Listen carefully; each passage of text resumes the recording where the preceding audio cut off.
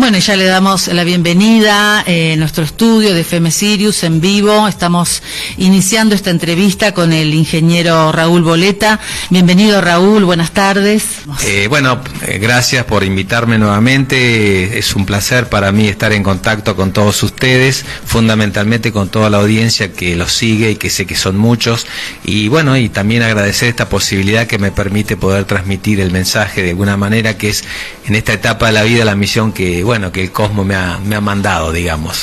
Sí, realmente es un placer escucharte. Ya te vengo escuchando desde que estuviste con Alberto Kusselman en su programa, también con nuestro amigo Alberto Gallo, has estado con él charlando, y bueno, con nosotros habías hablado muy poquito el día que te ganaste la psicografía, y quedó pendiente esta charla. Nos hiciste el regalo de tu libro, maravilloso, que hemos leído, que hemos disfrutado, con capítulos realmente muy esclarecedores. El Sendero de la Humanidad, también lo hemos sorteado, se lo ganó Susi de Balumba, que te agradece mucho.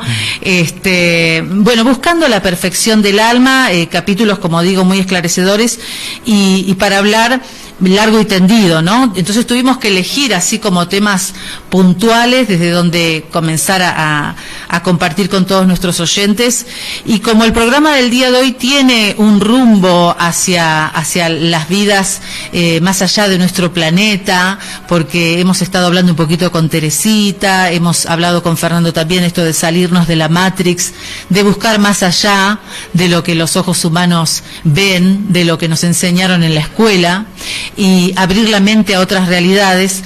Me gustaría centrarme en algún capítulo que habla precisamente de esto, Raúl, ¿no? De estas experiencias que vos has tenido y del cual has sido invitado, ¿no es cierto?, en esta tercera dimensión, sí, que tiene que ver con el mundo que se viene y con las visitas extraterrestres, ¿no? Porque, el libro tiene muchos capítulos que hablan de muchas cosas, pero a mí, sabrás que me llamó poderosamente la atención esto, ¿no? Por la temática que me subyuga por estos días, ¿no? Sí. Así que ahí soy todo oídos. Bueno, primero y principal deberíamos hacer dar un marco, sí, a lo que vamos a ir desarrollando. Sí. Nosotros, sensamos en general todo lo que pasa a nuestro alrededor a través de nuestros 5 sentidos, pero eso es una visión muy parcial de la posibilidad y de lo que realmente pasa en el plano real, si se quiere el término. Es decir, nosotros a través de nuestros 5 sentidos, tenemos una visión de lo que son las 3 dimensiones, pero ocurre de que hay un montón de dimensiones, que ya sea a nivel astral o en otras frecuencias vibratorias, que están participando de la existencia humana, ya sea porque evidentemente nosotros somos un experimento más de los tantos que existen en el cosmos, en el universo. Entonces, y este experimento que los seres humanos estamos llevando adelante, no estamos solos, somos observados permanentemente, porque obviamente es importante lo que hacemos por el hecho de las consecuencias que podemos generar, y también para que se cumpla ese proyecto divino que nuestro Padre Creador en algún momento diseñó.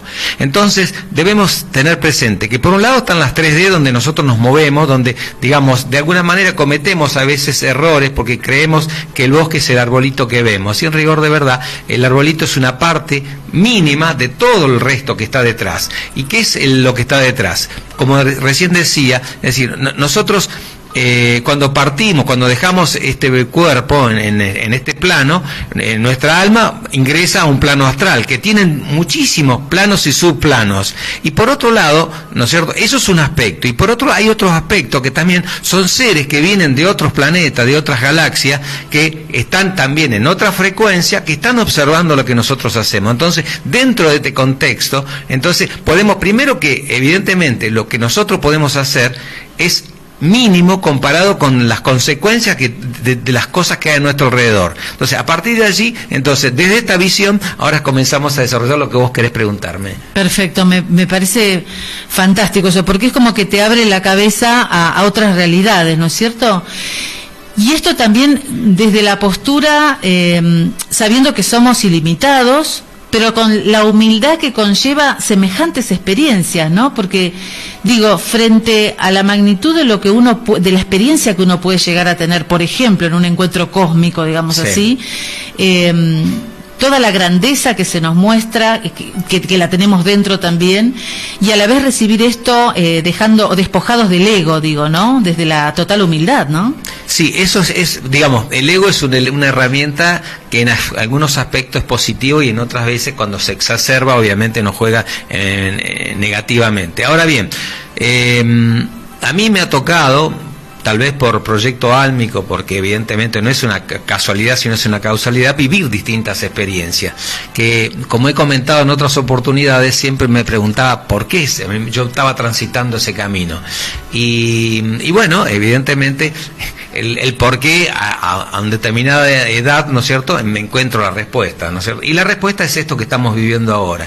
Es decir, primero, por una formación académica me permite tener una autoridad por el conocimiento de la ciencia y por saber cómo se manifiestan las energías en las 3 dimensiones, porque soy ingeniero y ingeniero mecánico, con lo cual tenemos una componente muy importante, porque hay otras especialidades de ingeniería que a lo mejor este tipo de incidencia no es tan profunda, pero en mi especialidad juega un papel importantísimo, el conocimiento de las energías, el conocimiento de las materias, de los materiales, etcétera, etcétera.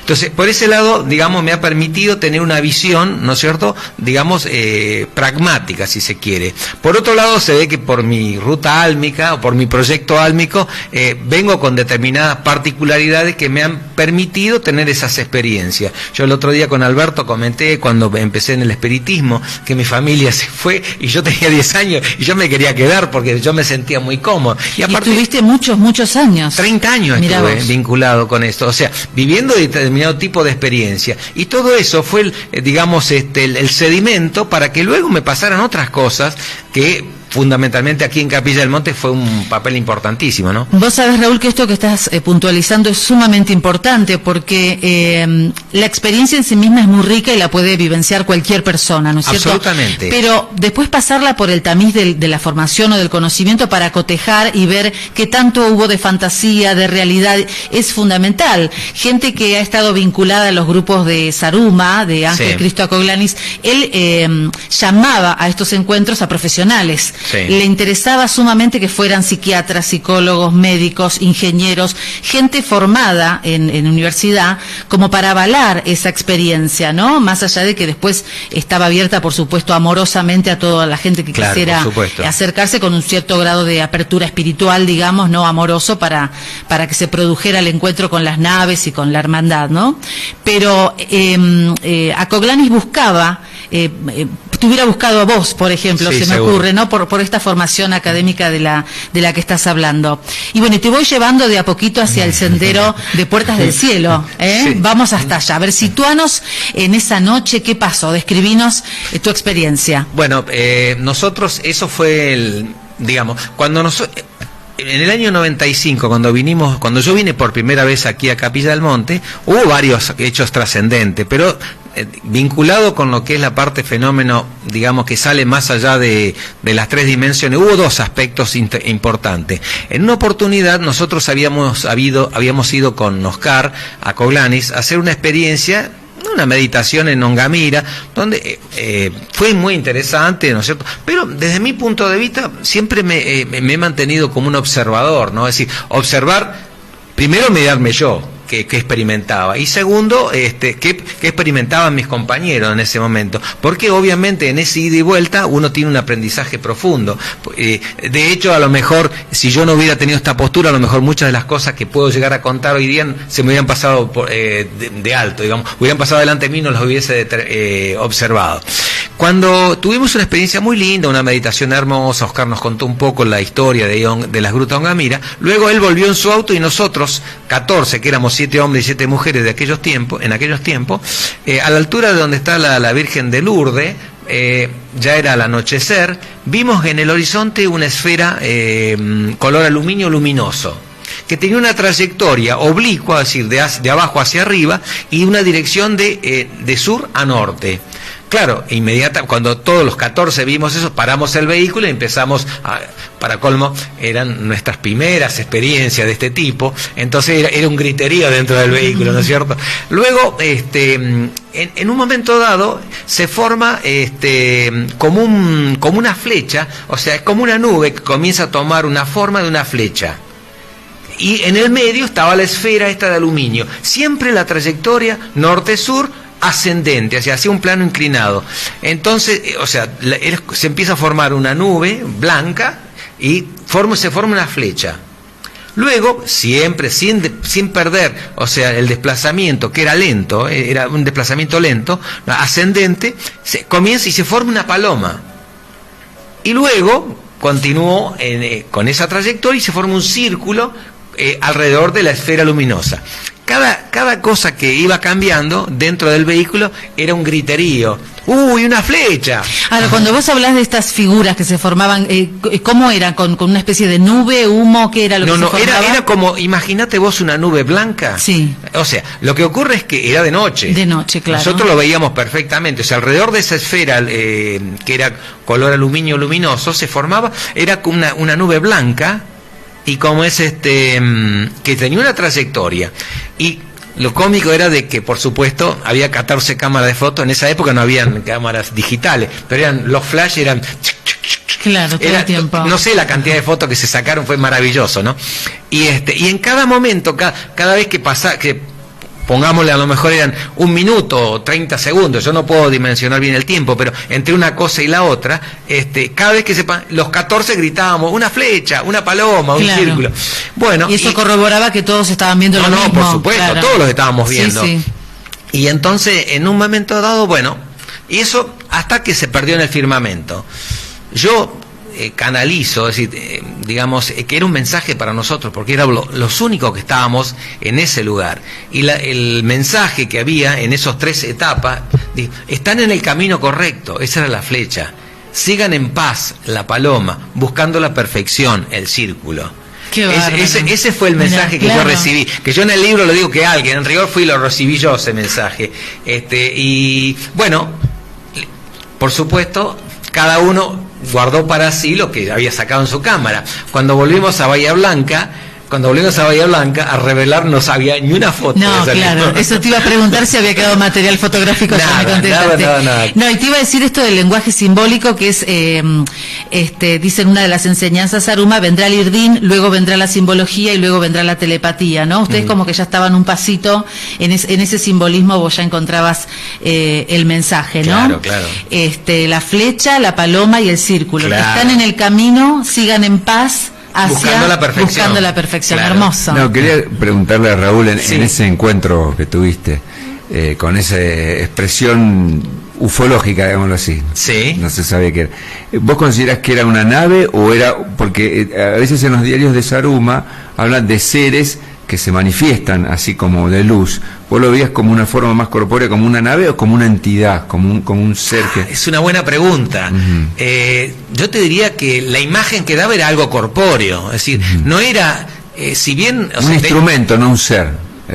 ¿No? Lo que pasa que es muy difícil poder precisar, porque... Pero la sensación tuya interna, ¿cómo, en ese cómo lo momento, viviste? No, que era algo, un instrumento, una máquina. Una máquina. Esa fue la... Te pregunto por también, anduve por tus pasos de la ingeniería, entonces por eso te entiendo mucho cuando vos me hablás, cuando vos hablás. Y trato de ubicarlo en ese lenguaje, ¿no? No, perfecto, pero la sensación que era algo corpóreo, algo, una máquina, algo que...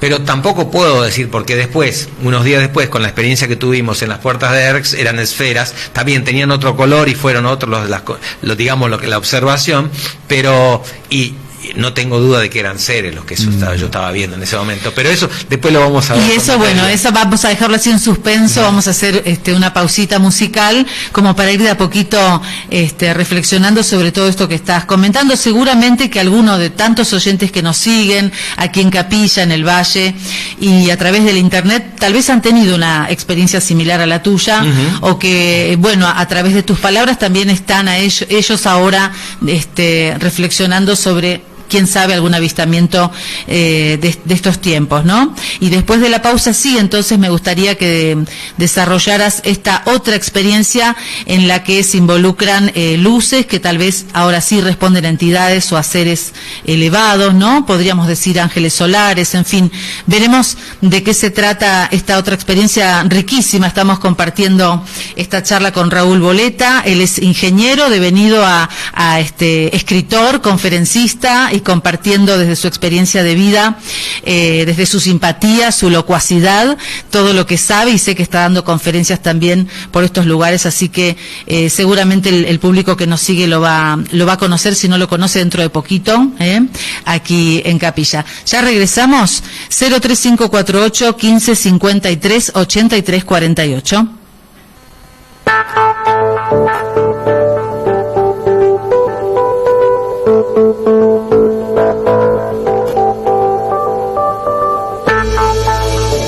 Estás sintonizando La Vida es Bella por FM Sirius 107.9 MHz desde Capilla del Monte, Córdoba, República Argentina.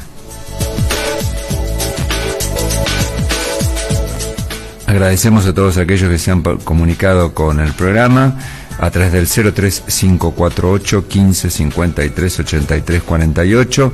Nos avisan desde la Algarroba, Santiago, nuestro amigo, saluda a Raúl, te está escuchando a través del celu, y nos avisa que siguen debatiendo acerca de un tema que nos toca a todos, que es lo que corresponde al agua y la cota de construcción. Distintas organizaciones aquí en la Algarroba, los que quieran acercarse lo pueden hacer en Belgrano 217. Bueno, seguimos dialogando con el ingeniero Raúl Boleta. ¿Cómo te gusta que te digan? Raúl a secas. Ingeniería.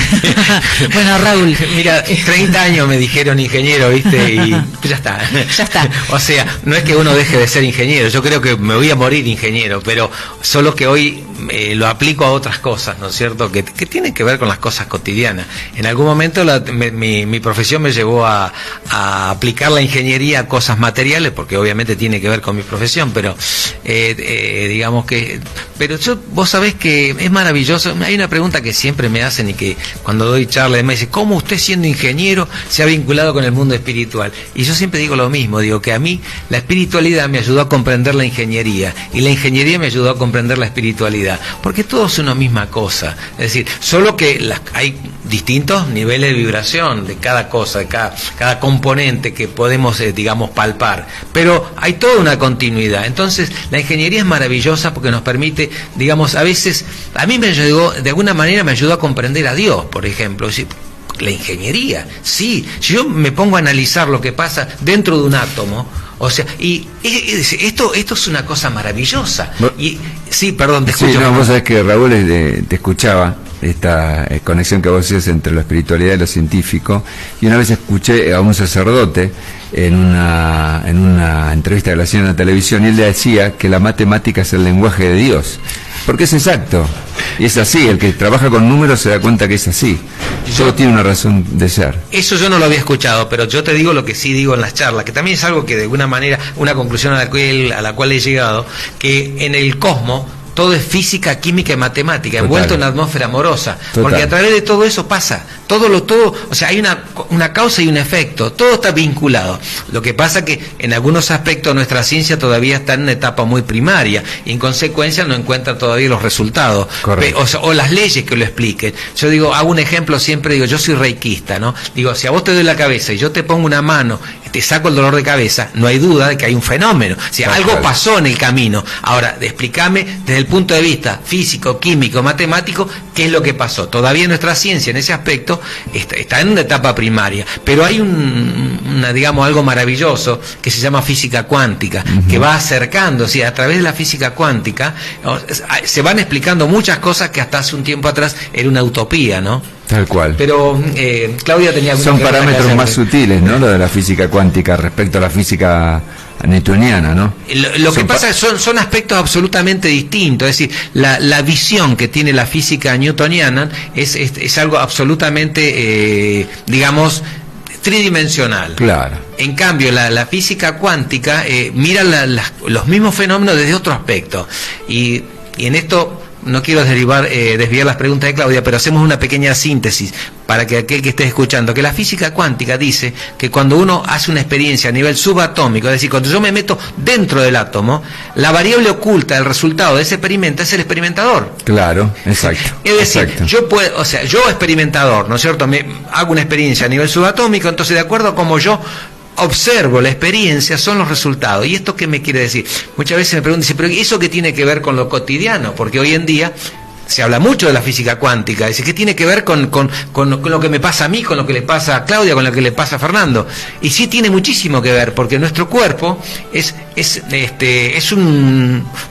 digamos, un elemento donde se producen cosas. Hay experimentos. Somos sustancia, molécula, átomo y subatómico también. Y de acuerdo a como nosotros nos paramos a mirar en nuestra vida, son los resultados. Y ahí vamos a que si yo decreto positivamente, si yo me paro a mirar mi vida positivamente, los hechos que me van a acompañar van a ser positivos, es decir, todo va a ser favorable. Y si yo tengo una actitud negativa, y bueno, los hechos que voy a traer van a ser negativos también. Eso es la ley de atracción.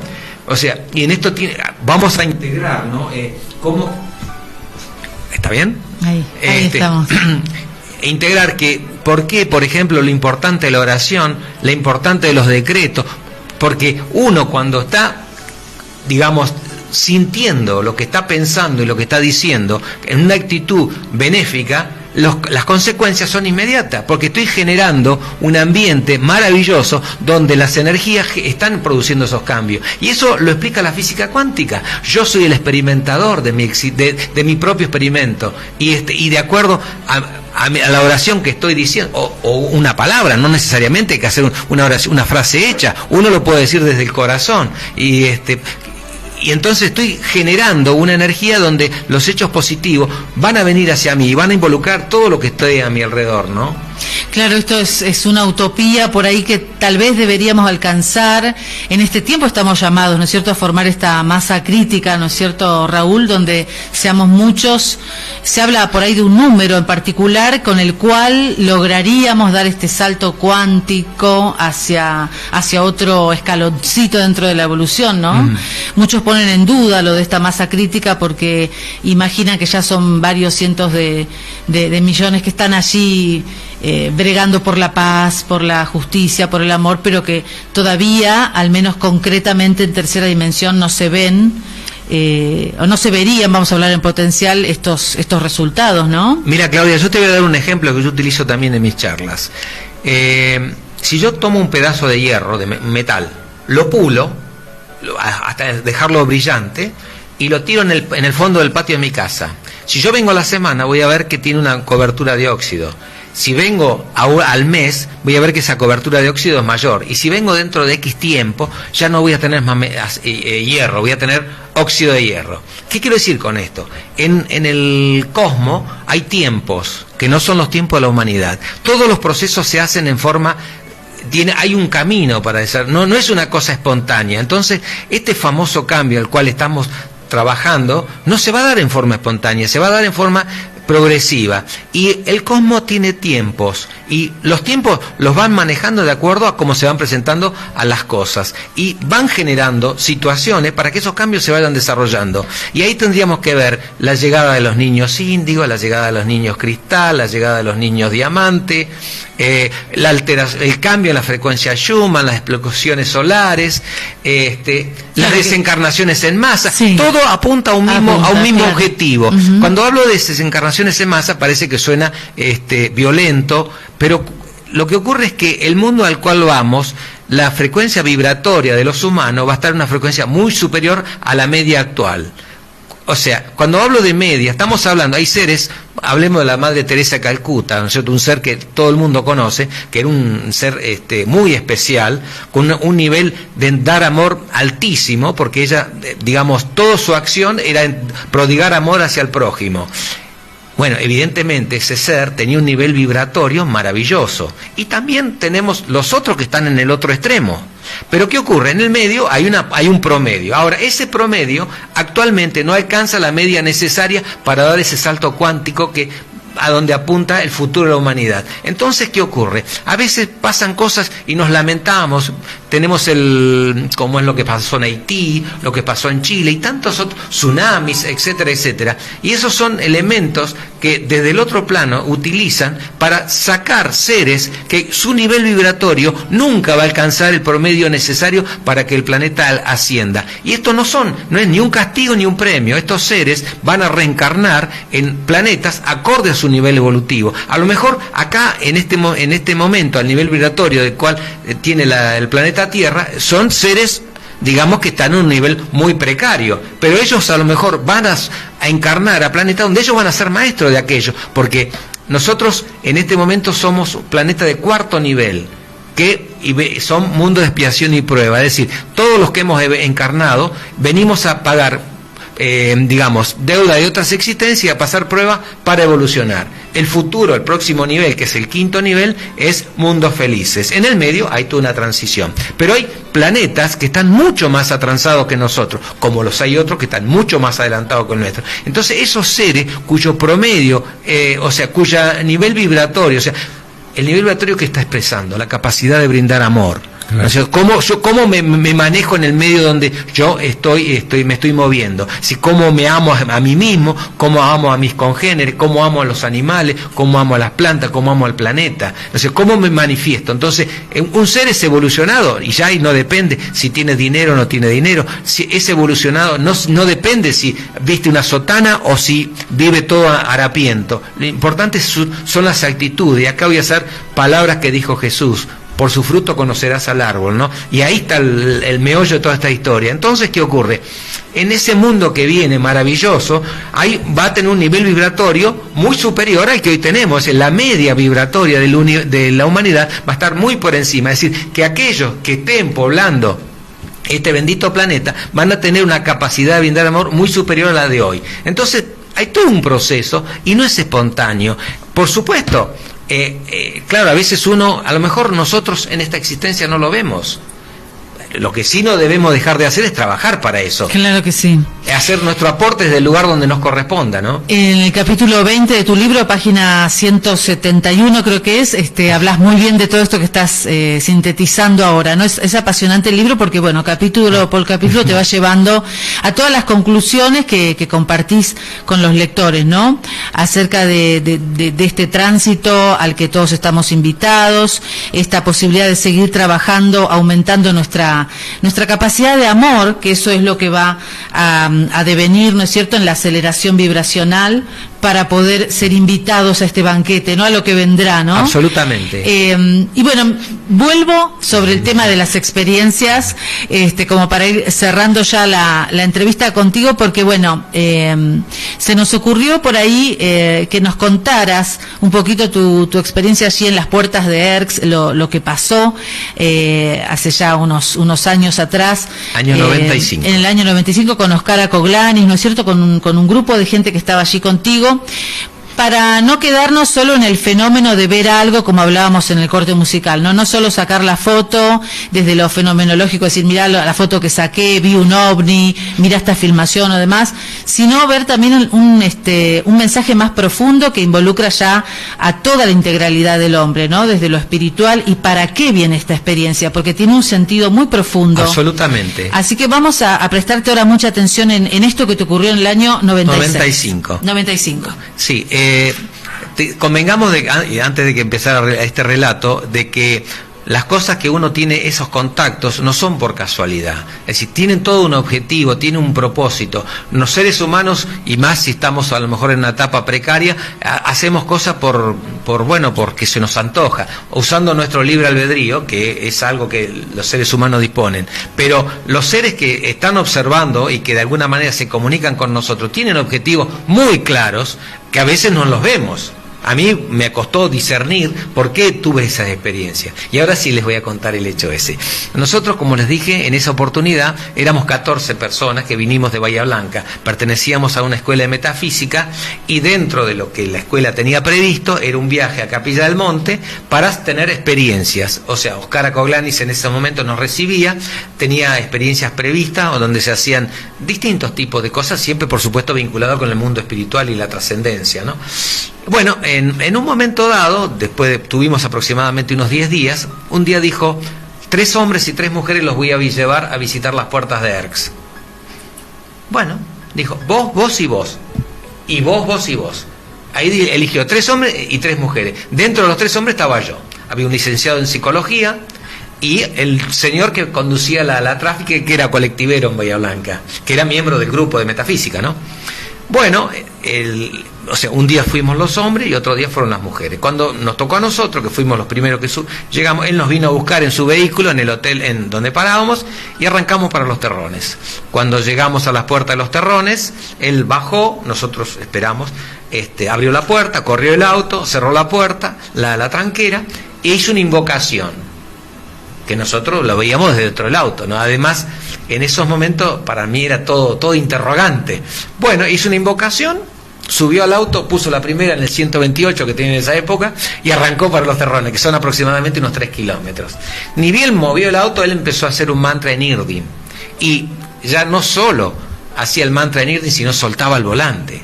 Lo cual para mí era yo iba sentado detrás de él. Yo lo veía que él iba mantrando, levantaba los brazos, y yo nunca había ido a Los Terrones.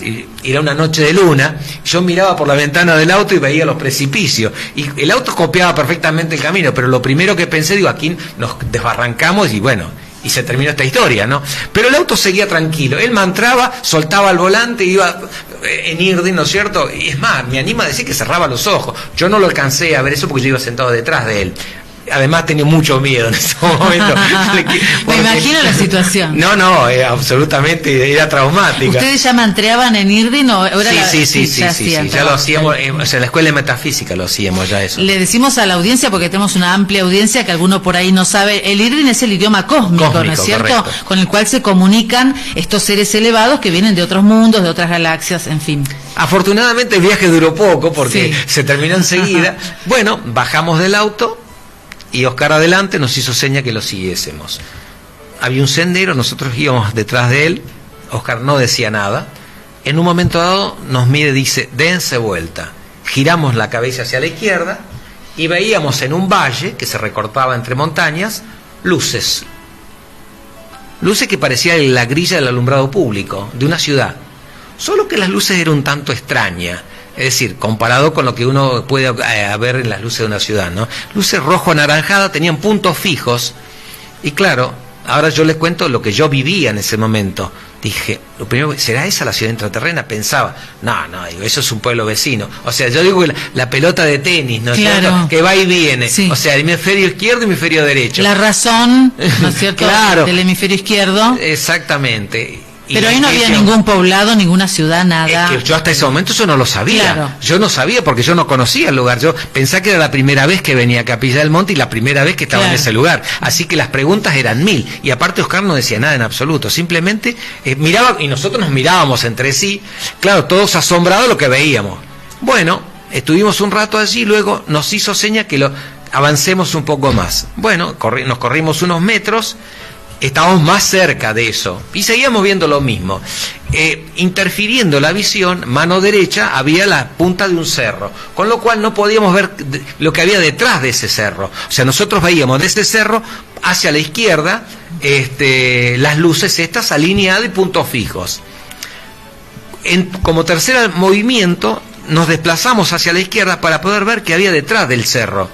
Y allí, bueno, ahí sí me terminé de convencer de que lo que estaba viendo salía de todo lo conocido. Había un hueco en el piso, o sea, una esfera aproximadamente unos 100 metros de diámetro, de donde se veía que salía luz de abajo, ¿no es cierto? Y, si esto fuera poco, esferas rojas luminosas que entraban y salían permanentemente. Es decir, salían del hueco ese, se detenían aproximadamente 1,5 metros, 2 metros, y luego se perdían en el espacio. Y como había esferas que salían y se iban, había otras que venían, es decir, uno veía que dejaban una estela roja anaranjada en el espacio y llegaban a una velocidad espectacular y cuando estaba próxima al hueco se detenían y después ingresaban.